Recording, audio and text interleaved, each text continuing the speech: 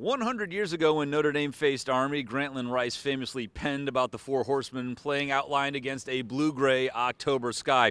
Well, today here in South Bend, it is an all-gray November sky as we bring in Tyler James of Inside ND Sports. But Notre Dame is getting ready to face Army this weekend on the 100-year anniversary of that famous game in Yankee Stadium. So there's some history that fans are certainly interested in. But I'm more interested in this football game. And Tyler, when Army was put on the schedule, I'm not sure how excited fans were, but they're an undefeated team with real playoff aspirations at this point. Yeah, Marcus Freeman has become, like he likes to say now, that every game's the Super Bowl. This isn't quite the Super Bowl, but this is a big game for Notre Dame, and they have to take this Army team seriously. It's statistically strong, hasn't played the best schedule, but it's done its job in terms of winning its games. It has to come into this game with a lot of confidence because of all that winning it's done this season. Certainly, I'm sure it would love to upset a Notre Dame team that it has a long history with. Yeah, I think it's going to be interesting to see how this Army team stacks up. Marcus Freeman sort of said, hey, we can't make this Navy 2.0. This is a completely different team. We have to be prepared for what Army does and take them seriously and be ready for that challenge. And that is, I think, a common trap for Notre Dame fans to fall into. They view these two programs very similarly. What does Army do that makes it so good? Yeah, Army is more triple option dependent than Navy has been this season. Their quarterback, Bryson Daly, is their best player. He's a playmaker. He missed some time this season, and you saw the difference in their offense with and without him. So stopping him will be an important part of what Notre Dame needs to do. And Army is strong defensively, especially against the run defense. I think they're ranked top 5 in the country in run defense. So they want to take that away from opposing teams.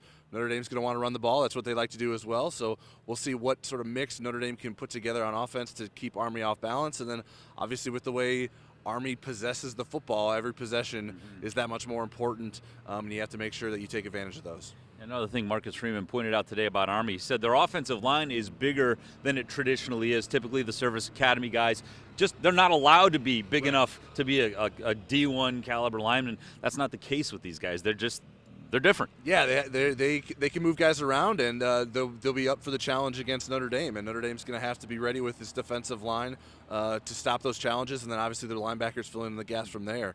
But yeah, you can't.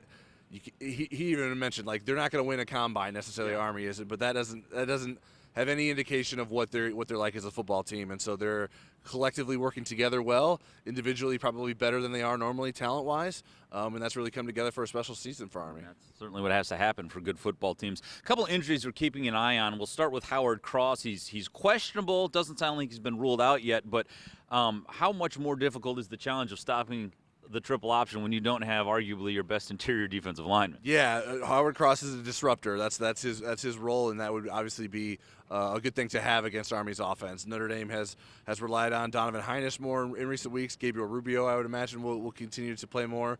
Then you got young guys like Armel Mucum, and maybe Devin Houston steps up. Maybe you get Sean Sevillano to play in there. So a lot more bodies that probably Notre Dame will have to lean on if they can't use Howard Cross. And some guys are better than others at defending the option. We don't really have a great sense of who those guys would be at this point.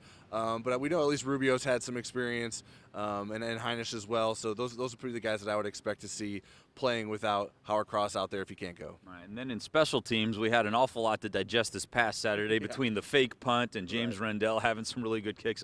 But the place kicking game is a bit of a point of concern. Obviously, Mitch Jeter, they're better with Mitch Jeter, and they haven't had him at full strength lately. Yeah, and the explanation from Marcus Freeman today was that they decided to sort of rest him in the second half. He didn't even do PATs in the second half against Virginia.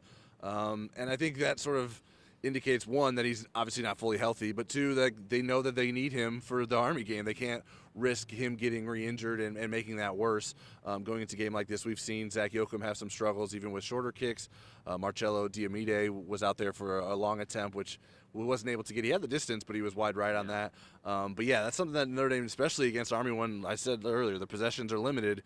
You don't want to go off the field without getting some points on the board, and if your kicking game is shaky, that makes it even more difficult. I'm going to put you on the spot for a minute here, Tyler. It's been quite a while since Notre Dame's actually played a close game. I mean, they've been blowing people out lately. But given Army's caliber and given the fact that they hold the ball a long time, is this likely to be a close game, do you think? I would think so. I mean, what separated Notre Dame from Navy was the turnovers. And so if Notre Dame can force Army into turnovers then and get an early lead, that makes it more difficult for Army to play the type of game it wants. I would expect a closer game. I do think Army's tough coming off a bye week. I'm sure they've put everything they can into this game. They're going to be ready for Notre Dame to come out. Notre Dame's going on the road to play them, even though it's a Shamrock Series game. That maybe that puts an extra chip on Army's shoulder. So we'll see. I would expect it to be closer. This is a game that probably be determined in the second half, unless Notre Dame can string together some drives and get some stops, and then it sort of puts Army in a really difficult position. And then last thing before I wrap this up with you, Notre Dame didn't get the strength of schedule bump from Navy that we were expecting, because they've kind of fallen apart.